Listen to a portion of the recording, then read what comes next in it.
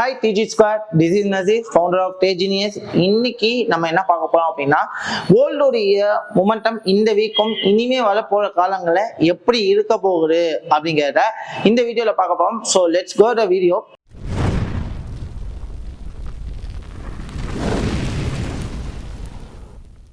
So actually பார்த்தீங்க அப்படின்னா நான் வந்து மந்த்லி வீக்லி சார்ட்டோட மேஜர் அனாலிசிஸ் ஆல்ரெடி போட்டிருக்கேன். ஸோ நீங்கள் பார்க்கல அப்படின்னா ஐ பட்டன் தானே, அந்த ஐ பட்டனை கிளிக் பண்ணி அந்த வீடியோவை பாருங்க. இதுக்கு முன்னாடி உள்ள கோல்டில் நான் பிளான் ஆல்ரெடி பண்ணி வச்சிருக்கேன். ஸோ இப்போ நம்ம எந்த சார்ட்ல இருக்கோம் பார்த்தீங்கன்னா கோல்டுடைய டெய்லி டைம் ஃப்ரேம்ல இருக்கும். ஆக்சுவலி பார்த்தீங்க அப்படின்னா டெய்லி டைம் ஃப்ரேம்ல மார்க்கெட் பார்த்தீங்கன்னா ஒரு புல்லிஷ் சேனலை ஒன்று கிரியேட் பண்ணிருந்துச்சு. ஸோ அதில் புல்லிஷ் சேனலை மார்க்கெட் என்ன பண்ணியிருக்கு அப்படின்னு பார்த்தீங்கன்னா பிரேக் அவுட் பண்ணியிருக்கு. புல்லிஷ் சேனல் என்ன பண்ணியிருக்கு அப்படின்னு பார்த்தீங்கன்னா பிரேக் அவுட் பண்ணிருச்சு. சோ பட் பிரேக் அவுட் பண்ணிருக்கு. ஆனா இந்த இம்பல்ஸ்க்கு ஒரு ப்ராப்பரான ரீட்ரேஸ்மென்ட் மூவ்மெண்ட்ங்க. இந்த ஏரியா ஆக்சுவலி இந்த ஏரியா பாத்தீங்கன்னா நான் ஜோன் ஒன்னு மார்க் பண்ணி வச்சிருக்கேன். அது வந்து ஒரு ப்ராப்பரான ரீட்ரேஸ்மென்ட் ஏரியா ஜோன் சொல்லுவாங்க. சோ ஓகேங்களா.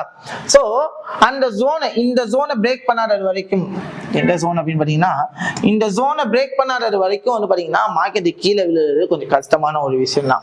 அதே மாதிரி பாத்தீங்க அப்படின்னா இது டெய்லியில நம்ம பார்த்தோம். ஆனா இப்ப கரண்டா பாத்தீங்க அப்படின்னா மார்க்கெட் ஒரு டவுன்ஃபால்ல இருக்கு. ஆக்சுவலி பாத்தீங்கன்னா உங்களுக்கு தெரியும் இப்படியே நடக்கிறதுக்கு வாய்ப்புகள் நிறைய இருக்கு. அப்போ இந்த இடத்துலயுமே வந்து மார்க்கெட்டோட மூமெண்டம் இப்படிதான் இருக்கு. அப்போ as per the rule இப்ப கரண்ட் மார்க்கெட் வந்து நிக்கிறது பாத்தீங்கன்னா 1961.450 வந்து மார்க்கெட் நின்றுட்டு இருக்கு.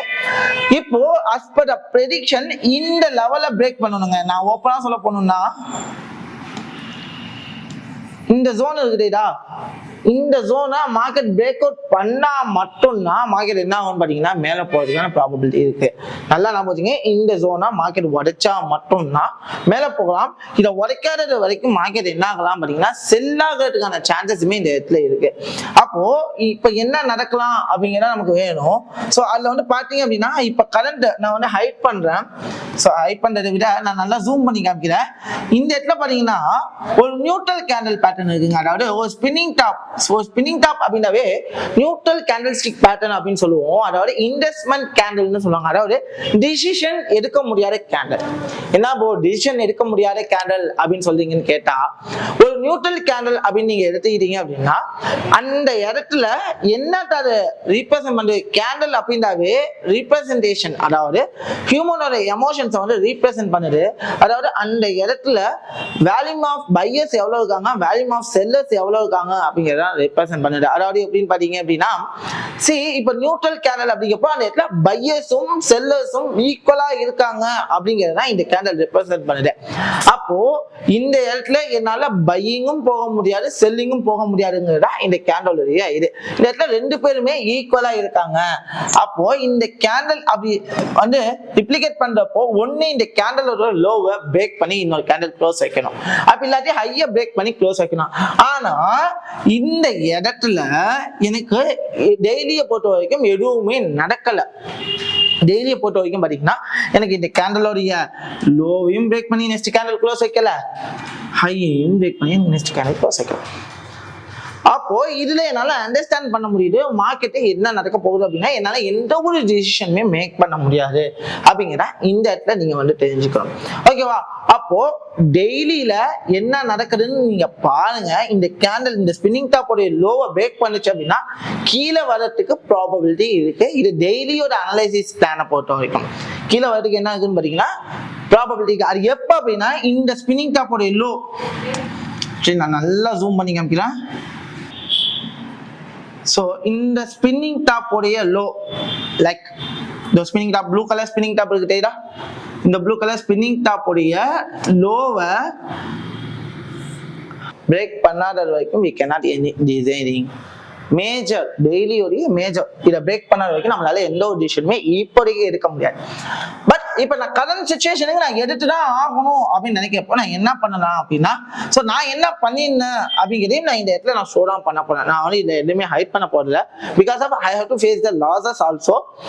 நான் எந்த டைம் ஃப்ரேம் போறேன் அப்படின்னு பாத்தீங்கன்னா 4 hour டைம் ஃப்ரேமுக்கு நான் போவேன்.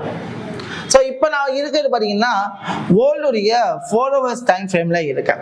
இப்போ நான் இருக்கிறது பார்த்தீங்க அப்படின்னா கோல்டுடைய 4 hours டைம் ஃப்ரேம்ல இருக்கேன். So what I have to plan, அந்த பிளான் வந்து எனக்கு கரெக்டாகவே எக்ஸிக்யூட் ஆயிருக்கு. இதெல்லாம் பார்த்தீங்க அப்படின்னா நான் பை போகும் நான் ஆக்சுவலி சொல்லியிருந்தேன். இந்த இடத்துலலாம் பார்த்தீங்கன்னா நான் பை போட்டிருக்கேன். ஸோ அழகாக டார்கெட் இட்டாச்சு நான் அதெல்லாம் சொன்னேன். நான் ஆக்சுவலி எங்கே போவோம் எது வரைக்கும் போகிறதுக்கு வாய்ப்பு இருக்குன்னு அழகாக போச்சு. ஸோ அதே மாதிரி நடந்துச்சு. நம்ம சொன்னது என்னவோ நடந்துச்சு. அதோட ப்ரீவியஸ் வீடியோ நீங்கள் பார்க்கல அப்படின்னா ஐ பட்டன் தரேன், அதை போய் நீங்கள் பாருங்க. இப்போ என்ன நடக்க போகுது, நெக்ஸ்ட் மூமெண்ட் மேல என்ன முடிஞ்சு போனதை பத்தி பேசி நமக்கு ஒன்றும் ஆக போகல. இதுக்கப்புறம் என்ன நடக்க போகுதுன்னா இங்க வந்து ரொம்ப முக்கியம். ஸோ அப்போ எனக்கு இந்த ஜோன்லாம் தேவையில்லாத விஷயத்த வந்து நான் என்ன பண்ணிக்கிறேன் அப்படின்னா நான் டெலீட் பண்ணிக்கிறேன். உங்களுக்கு புரியணுமே அப்படிங்கிற ஒரே காரணத்துக்காக. இப்போ இவ்வளோ தூரம் மார்க்கெட் போயிருச்சுங்க. ஓப்பனாக சொல்ல போனா இவ்வளோ தூரம் மார்க்கெட் போயிருச்சு. ஆனா இது வந்து பாத்தீங்கன்னா ஒரு ஹை ஏரியா, என்னை பொறுத்த வரைக்கும் பாத்தீங்கன்னா ஒரு ஹை ஏரியா. இப்போ கரண்ட் மார்க்கெட் வந்து 1961 இருக்கு. ஆனா we expecting the range actually பாத்தீங்கன்னா 1967 அதாவது 1968 பிரேக் பண்ணாதது வரைக்கும் we cannot able to taking the decision in the market. அதாவது 1968 பிரேக் பண்ணாதது வரைக்கும் பாத்தீங்க அப்படின்னா மார்க்கெட் செல் ஆகிறதுக்கு சான்சஸ் இருக்கு. பட் எனக்கு அதுக்கு ஒரு ப்ராப்பரான என்ட்ரி கன்ஃபர்மேஷன் தேவை. ஸோ இப்போ இங்கே பார்த்தீங்க அப்படின்னா நான் வந்துட்டு ஒரு பிரேக் அவுட் நடந்துச்சு, செல்லிங் ப்ராபபிலிட்டி கிடைச்சிச்சு அப்படின்னு பார்த்தா இங்கே கிடைச்சிச்சு. இந்த ஜோன் நான் வரைஞ்சி வச்சுங்க. அதாவது 1962 1966 வரைக்கும் 61 அதாவது 67 வரைக்கும் நான் வரைஞ்சி வச்சுக்கேன். அதாவது 500 பாயிண்ட்டுக்கு நான் ஜோன் வரைஞ்சி வச்சிருக்கேன். இந்த ஜோன்ல எனக்கு என்ன நடக்க போகுதுங்கிறது தான் எனக்கு இங்க ரொம்ப இம்பார்ட்டன்ட். ஆனா இந்த இடத்துல இதுவுமே ப்ராபபிலிட்டி இருக்குங்க. ஓப்பனா சொல்ல போனோம் அப்படின்னா இந்த ஜோனை நான் வரைஞ்சி வச்சுட்டேன். மோர் டைம்ஸ் நான் வந்து பண்ணிட்டேன். ஸோ அதெல்லாம் டெலீட் பண்றேன், உங்களுக்கு வந்து கன்ஃபியூஸ் ஆகும் அப்படின்ட்டு. ஸோ நேற்று எடுத்த trade we have to be more than success with 1:5 also.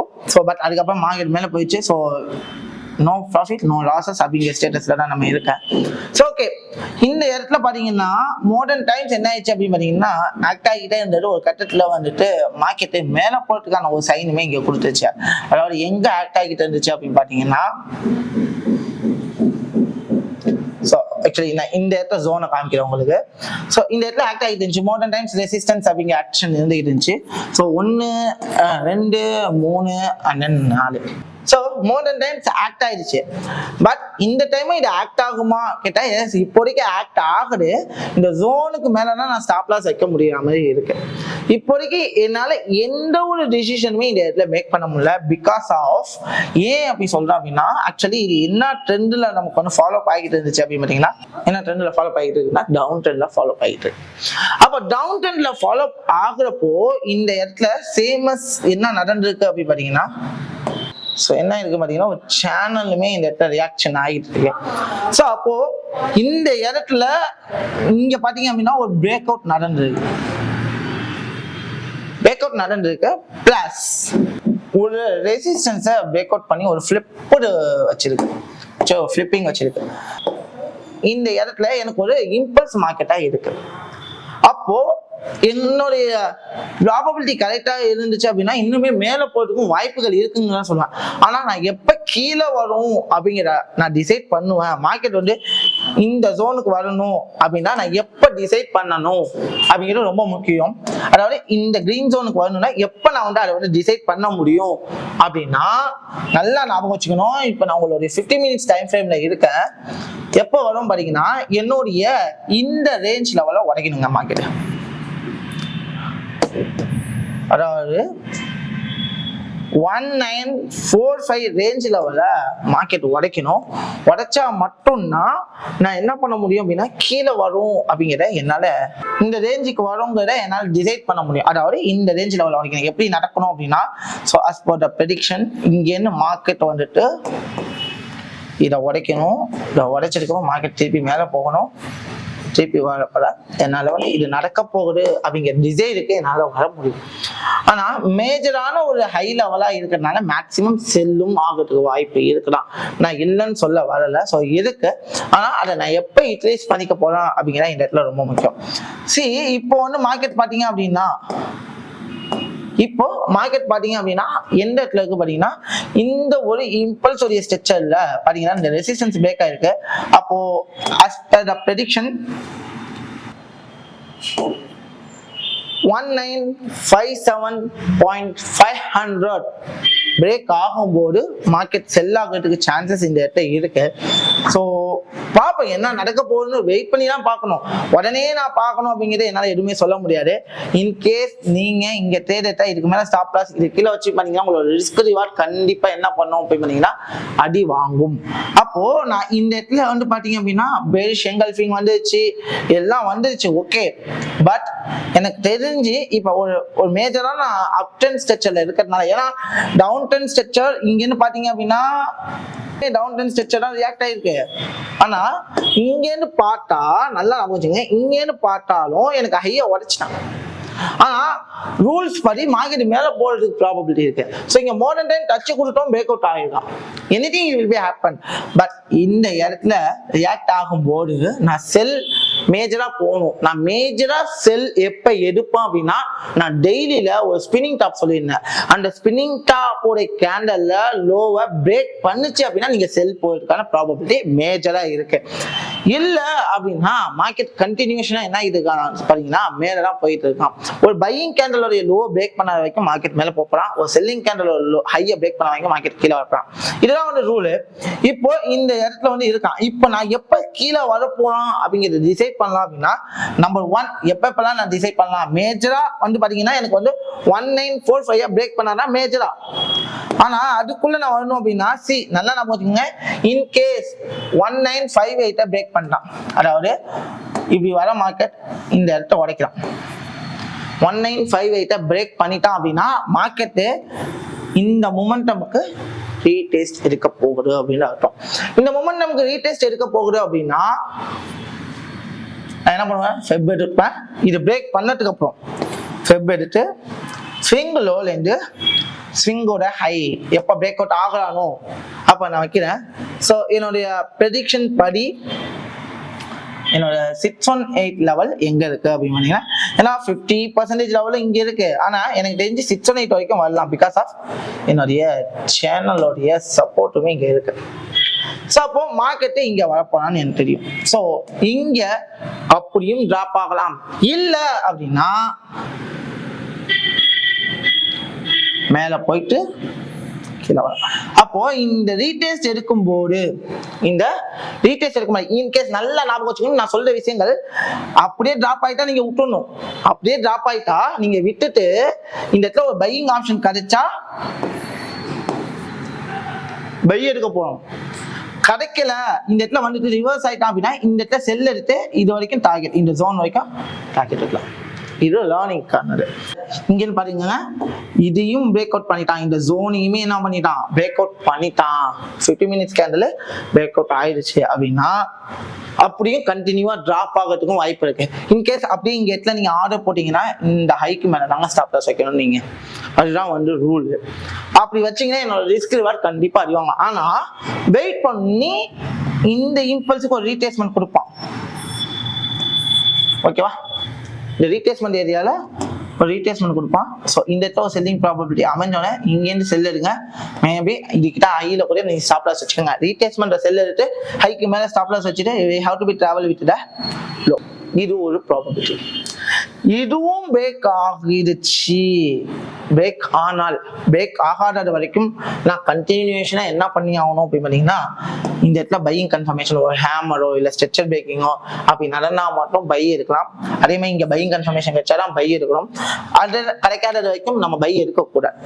அப்ப இதையும் பிரேக் அவுட் பண்ணிச்சுன்னா கண்டிப்பா மார்க்கெட் வந்து இது ஃபுல் இம்பல்ஸா மாறும்போது கண்டிப்பா இந்த ஹைக்கு போயிட்டு திருப்பி ஒரு மேஜர் ரெசிஸ்டன்ஸ் ரியாக்ட் ஆயிட்டு இங்க இருந்து மார்க்கெட் கீழே வரும். ஸோ இதுதான் வந்துட்டு ஒரு மார்க்கெட்டோடைய என்ட்ரி செட்டப்கான ஒரு மெத்தட். ஸோ அப்போ நான் எந்த இடத்துல ட்ரேட் பண்ண போறேன், எப்படி ட்ரேட் பண்ண போறேன் அப்படிங்கிறத நீங்க உங்க இதை மாடிஃபை பண்ணிக்கோங்க. இந்த மாதிரி ஒரு சினரியோ நடந்துச்சு அப்படின்னா என்னுடைய ரேஞ்ச் லெவலுக்கு மார்க்கெட் என்ன ஆகும் இதுதான் வந்து என்னுடைய இப்போ இருக்கிற கரண்ட் மார்க்கெட்டுடைய மொமெண்டம் எப்படி இருக்கு. ஸோ அது எப்பப்ப என்னென்ன நடக்கணுங்கிற இந்த இடத்துல நான் வரைஞ்சி நான் என்னென்ன ஜோன்லாம் வரையிடணும் அந்த ஜோனை நீங்களும் வரைஞ்சி வச்சு அதை ப்ராக்டிஸ் பண்ணுங்க. உடனே போயிட்டு நசீர் ப்ரோ சொல்லிட்டாரு செல்லு தான் ஆக போகுது அப்படின்னு சொல்லிட்டு பண்ணாதீங்க. எப்ப செல் போகணும்னு நான் சொல்லிட்டேன். இந்த ரெட் லைன் இருக்கு, இந்த ரெட் லைனை பிரேக் பண்ணா மட்டும்தான் என்ன பண்ணும்,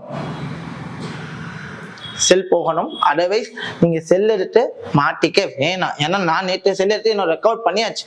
திருப்பி மேல மேல மேல மேல செல் எடுத்து மாட்டிக்காதீங்க. ஸோ ஆனா செல்லுக்கான ஒரு ப்ராபபிலிட்டி அமைட்டும். அது வரைக்கும் மார்க்கெட் என்ன ஆகிட்டு இருக்குன்னா மேல போயிட்டு இருக்கு. So wait and watch. மார்க்கெட்ல என்ன நடக்குது அப்படி பார்த்தாவே ஒரு மாதிரி இருக்கு மார்க்கெட்டு. ஸோ நான் எல்லாத்தையுமே உங்களுக்காக கிளியரா மார்க் பண்ணிடுறேன். ஸோ மார்க்கெட் இன்னொரு தாட்டி வரையில பாத்துக்கோங்க. இன்கேஸ் இப்படி மார்க்கெட் கீழே வந்து இந்த லோ உடைச்சிச்சுன்னா ஒரு ரீட்ரேஸ்மெண்ட் இருக்கும், டிபி கீழே வரும். இந்த இடத்துல ரியாக்ட் பண்ணி ஒரு ப்ரீவியஸ் ரெசிஸ்டன்ஸ் உடச்சுன்னா மார்க்கெட் பை ஆக ஆரம்பிச்சிச்சுன்னு அர்த்தம். இல்ல ஹையை உடைக்கல, இந்த இடத்துல ரியாக்ட் பண்ணி திருப்பி ஹைக்கு போயிட்டோம், மார்க்கெட் கீழே வரலாம். இல்ல அப்படின்னா இந்த இடம் இதை உடைச்சிருச்சு அப்படின்னா கண்டிப்பா ஒரு ரீட்ரேஸ்மெண்ட் எடுக்கும். இந்த இடத்துல இந்த ஜோன் ஒன்று ரீட்ரேஸ்மெண்ட் எடுத்துட்டு கீழே வரலாம். கீழே வரும்போது இங்க நீங்க தேட இருக்கீங்கன்னா ஹைக்கு மேல ஸ்டாப் லாஸ் வைங்க. ஏன்னா இந்த ரேஞ்ச் லெவலில் உடைக்க வரைக்கும் மார்க்கெட் கீழே தான். ஸோ எது வரைக்கும் வரப்போகுது அப்படின்னா சொன்ன ஜோன் வரைக்கும் வரதுக்கான ப்ராபபிலிட்டி இருக்கு.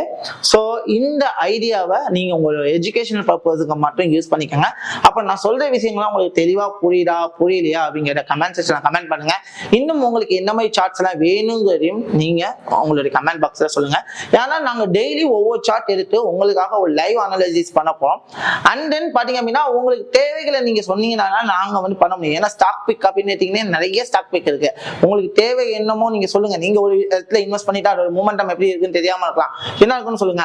அண்ட் தென் இதே மாதிரி நீங்களும் ப்ரெடிக்ட் பண்ணணும். ஒரு மார்க்கெட்ல நான் ப்ரெடிக்ட் பண்ணணும், ஒரு மார்க்கெட்டோட மூமெண்டம் நான் ட்ராக் பண்ணணும், எப்ப ட்ரேட் எடுக்கணும் அப்படிங்கிற இன்னும் உங்களுக்கு தெளிவா வேணும். ஒரு கையை பிடிச்சி கூட்டிட்டு போகணும். அதாவது ஒரு கோர்ஸ் மெட்டீரியல்ல. ஏன்னா இப்ப நான் சொல்ற விஷயங்கள் உங்களுக்கு சில விஷயங்கள் புரியலாம். அதாவது இன்டர்மீடியட்டான ஈஸியா புரிஞ்சிடும்.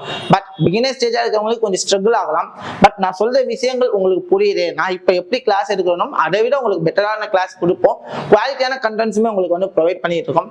ஸோ உங்களுக்கு எங்களுடைய கிளாஸ்ல ஜாயின் பண்ணணும் அப்படின்னா கீழே கொடுத்த கான்டாக்ட் நம்பருக்கு நீங்க கான்டாக்ட் பண்ணுங்க. கான்டாக்ட் நம்பர் உங்களுக்கு அவைலபிளா இருக்கும். நீங்க கான்டாக்ட் பண்ணி உங்களோட சீட்ஸையுமே ரெஜிஸ்டர் பண்ணிக்கோங்க. Anyway until then bye bye, take care.